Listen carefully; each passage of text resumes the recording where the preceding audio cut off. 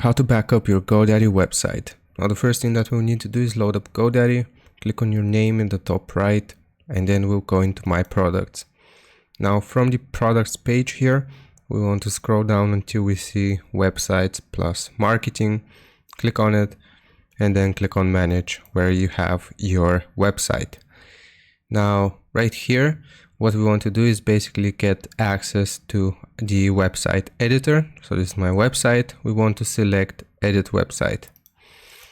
Now, once we have the website editor open here, we will go into Settings, and then we need to go into Site History.